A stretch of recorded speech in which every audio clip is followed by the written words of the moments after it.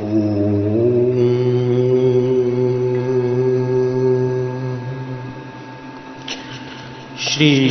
परमात्मा जी की इस विचित्र सृष्टि में मनुष्य शरीर एक अमूल्य एवं विलक्षण वस्तु है। यह उन्नति करने का एक सर्वोत्तम साधन है। इसको प्राप्त करने सर्वोत्तम सिद्धि के लिए सदा सतत चेष्टा करनी चाहिए। इसके लिए सर्वप्रथम आवश्यकता है ध्येय के निश्चय करने की, अर्थात उद्देश्य की। जब तक मनुष्य जीवन का कोई उद्देश्य नहीं बनाता, तब तक वह वास्तव में मनुष्य कहलाने के योग्य ही नहीं है, क्योंकि उद्देश्यविहीन जीवन पशु जीवन से भी निकृष्ट है। किंतु जैसे मनुष्य शरीर सर्वोत्तम है, वैसे ही इसका उद्देश्य भी सर्वोत्तम ही होना चाहिए। सर्वोत्तम वस्तु है केवल परमात्मा। इसलिए मानव जीवन का सर्वोत्तम उद्देश्य होना चाहिए परमात्मा यानी भगवान की प्राप्ति, जिसके लिए भगवान श्री कृष्ण ने भी गीता में कहा है, यम लब्ध्वा चा परम लभम मन्यते नाधिकम ततः। इस परमात्मा की प्राप्ति के लिए सबसे पहला और प्रधान साधन है जीवन के समय का सदुपयोग करना। समय बहुत ही अमूल्य वस्तु है। जगत के लोगों ने पैसों की तो बड़ी वस्तु समझा है, किंतु समय को बहुत ही कम मनुष्यों ने मूल्य दिया है। यह वस्तु विचार करने पर यह स्पष्ट हो जाता है कि समय बहुत ही मूल्यवान वस्तु है। विचार कीजिए, अपना समय देकर हम पैसे प्राप्त कर सकते हैं, पर पैसे देकर समय नहीं प्राप्त कर सकते। अंत काल में जब आयु थोड़ी शेष रह जाती है, तब लाखों रुपए देने पर भी 1 घंटे समय की कौन भी मिनट तक हमें नहीं दे सकता। समय से विद्या प्राप्त की जा सकती है, पर विद्या से समय प्राप्त नहीं किया जा सकता। समय पाकर एक मनुष्य से कई मनुष्य बन जाते हैं, अर्थात बहुत बड़ा परिवार बन जाता है, पर समस्त परिवार मिलाकर भी एक मनुष्य की 1 मिनट की आयु भी नहीं बढ़ा सकता। समय खर्च करने से संसार में बड़ी भारी प्रसिद्धि हो जाती है, पर उस प्रसिद्धि से जीवन नहीं बढ़ सकता। समय लगाकर हम जमीन, जायदाद, हाथी, घोड़े, धन, मकान आदि सब अनेक चल अचल सामग्री एकत्र कर सकते हैं, पर उन संपूर्ण सामग्रियों से आयु वृद्धि नहीं हो सकती।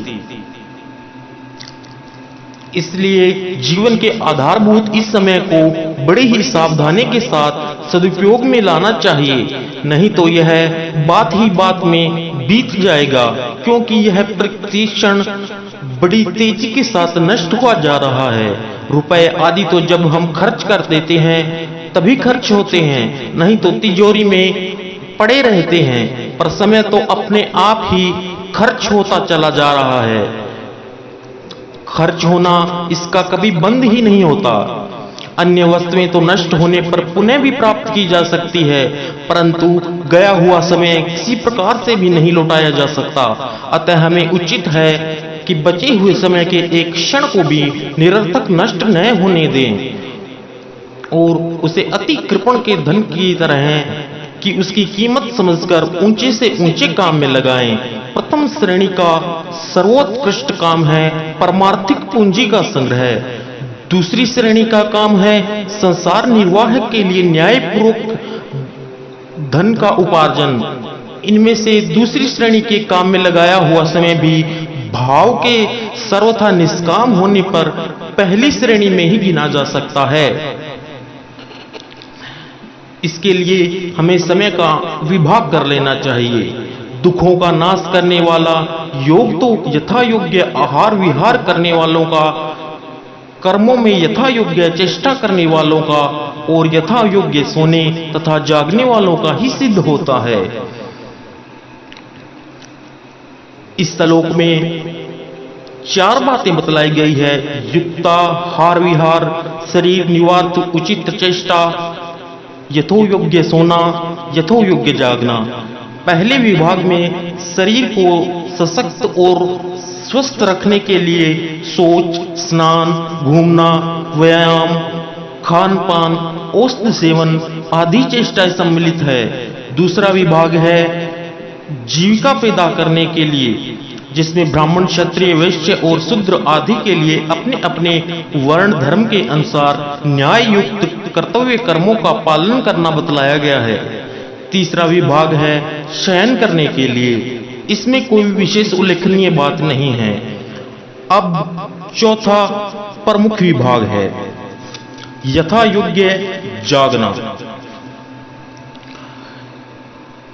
इस श्लोक में अवबोध का अर्थ तो रात्रि में 6 घंटे सोकर अन्य समय में जगते रहना और उनमें प्रातः, साय, दिन भर में 6 घंटे साधन करना यानी परमात्मा का ध्यान करना।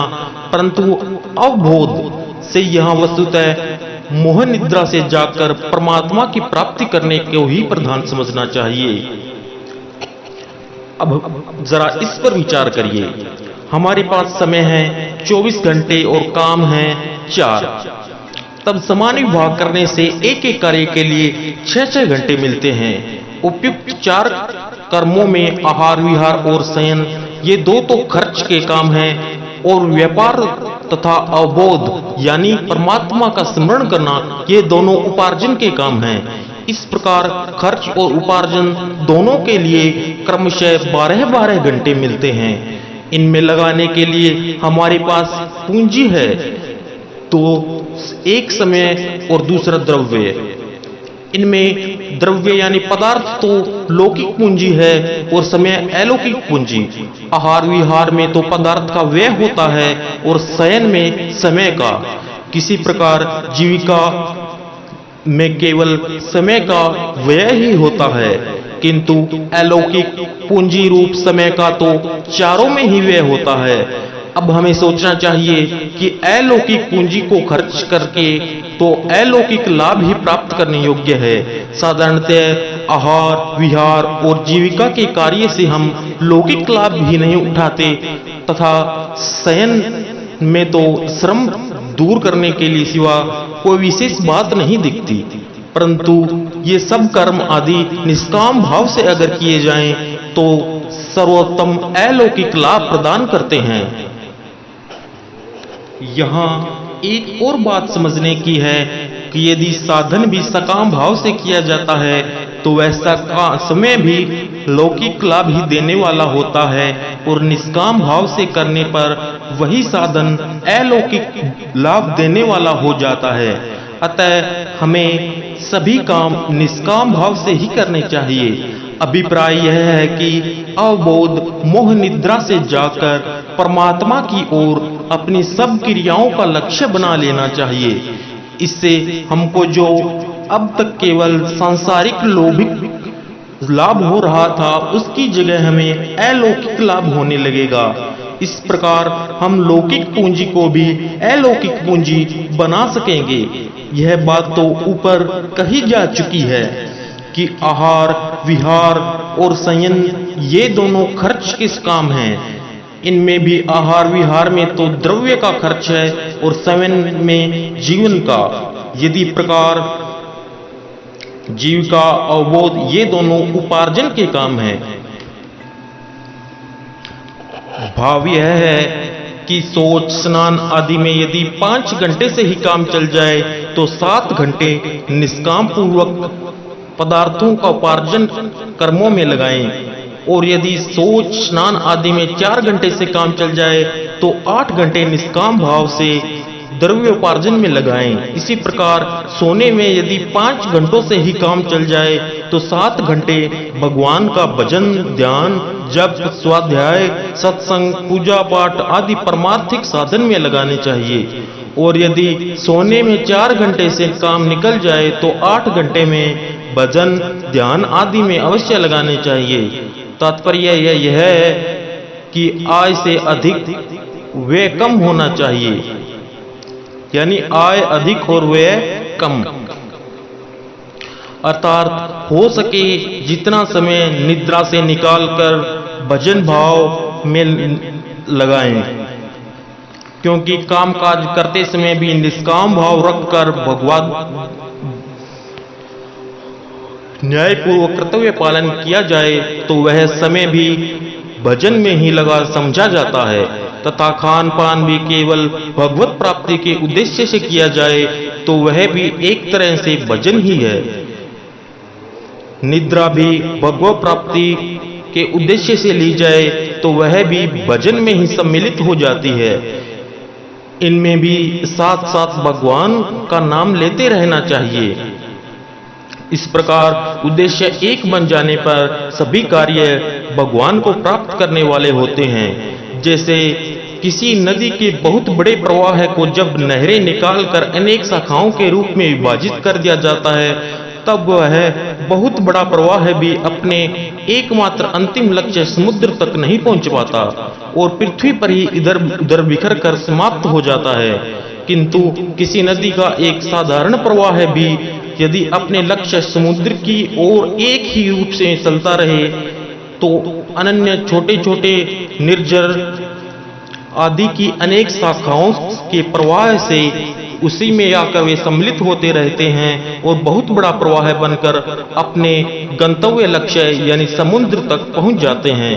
इसी प्रकार उद्देश्य अनेक होने पर अर्थात कोई निर्धारित लक्ष्य न होने पर, केवल लौकिक लक्ष्य होने पर बड़े बड़े कार्य और परिश्रम भी वास्तविक कार्य की सिद्धि नहीं करते, किंतु ध्येय एक और केवल परमार्थिक होने पर साधारण से साधारण क्रियाएं भी बहुत कुछ कर सकती है, अर्थात उनमें भी भगवान की प्राप्ति हो सकती है। क्योंकि जिसका लक्ष्य भक्त ध्रुव की तरह अटल होता है वही निर्बाध रूप से और शीघ्र सिद्धि प्राप्त कर सकता है। उसके मार्ग में कोई भी विघ्न बाधाएं नहीं आती, जो आती हैं वे भी सहायक ही हो जाती है।